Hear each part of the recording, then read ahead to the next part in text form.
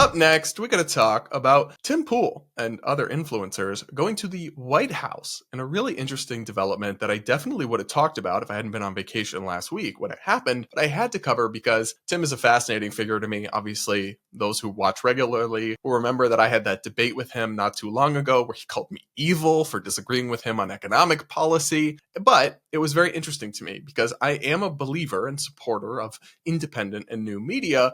And it's cool to me that the Trump administration is opening up the White House press corps to new media figures, to YouTubers, to podcasters, to social media content creators, not just old school newspaper reporters or cable TV correspondents. I think that's great, but it is still the responsibility of new media to be independent and critical, yet that is not how Tim Pool chose to use his White House access. Take a listen to the question that he decided to ask with his opportunity at the White House, that he decided to ask the press secretary of the President of the United States. Take a listen to this clip. Yes, many of the news organizations that are represented in this room have marched in lockstep on false narratives, such as the Very Fine People hoax, the Covington smear, and now what's being called the Maryland Man hoax, where an MS-13 gang member adjudicated by two different judges, I believe, is just simply being referred to as a Maryland Man over and over again.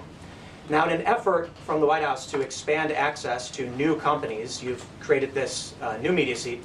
So I'm wondering if you can comment on, following this expansion, you've had numerous outlets disparage the companies that you've had sit here, as well as the reporters. I'm wondering if you can comment on the unprofessional behavior, as well as elaborate if there's any plans to expand access to new companies. Sure. Well, we certainly welcome diverse viewpoints in this room, which is one of the reasons we have you in here, and there's many new faces in this room in comparison to the previous administrations. We want to welcome all viewpoints into this room. We welcome unbiased journalists who really care about the truth and the facts and the accuracy, and you rightfully pointed out the Maryland Man story, which... So I'm sorry, but that was tough to watch because it is so cringe to watch Tim use his opportunity at the White House to just tongue bathe the Trump administration and say, his question was basically like, please talk about how the media is bad. Yeah, we know, Tim. We know the mainstream media is a hot mess. People have been criticizing it for years. Readers, viewers have abandoned it in large part. But the independent new media is supposed to be something different and something better, where you're actually calling out the things that need to be called out. You're not beholden. You're not biased like the old media. Yet you used your one opportunity at the White House to ask the White House not about any of the massive issues going on, from the trade war to them, targeting people and revoking visas and censoring people. You're a huge free speech guy. So many things you could talk about or ask about. You choose to just say, hey, can you talk about how terrible the media is? Really? Seriously? That is basically just the inverse of what mainstream media often did in the first several years of the Biden White House, where they would go up there and tongue bathe him or his team and play into his narratives and give him softballs. It's like, that is the whole point, that new media is supposed to be different, but you're just doing the same thing. You're just going there and being the softball journalist, lobbing easy questions and layups and making kissy faces at the Team Red. Like, I can't be the only one who is very disappointed with people in new media who choose to take the promise of that new platform and just do the opposite of the thing that they rose up against, which was that old school media that was so clearly in the tank for Team Blue and was so soft on them. The answer is to actually be critical of everyone in government and to be pushing back on them and to scrutinize them. It's not to just do PR, but for the other side. But that is very much what Tim Pool did in this clip. And I'm also sorry, this isn't a big deal. This is maybe me being a little petty or a little pedantic. Couldn't you dress up to go to the White House? Maybe I'm old school.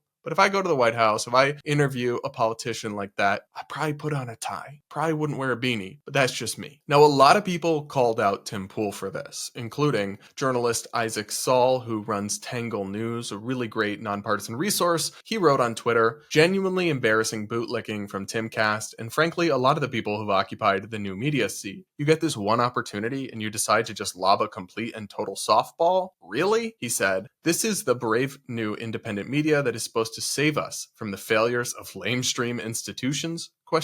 Look, I think Isaac, tough but fair, this criticism of Tim and his tongue bathing of the press secretary here. But it wasn't just Isaac, it wasn't just me. A lot of people were very critical of Tim for this, and he responded with nuance and introspection. Just kidding.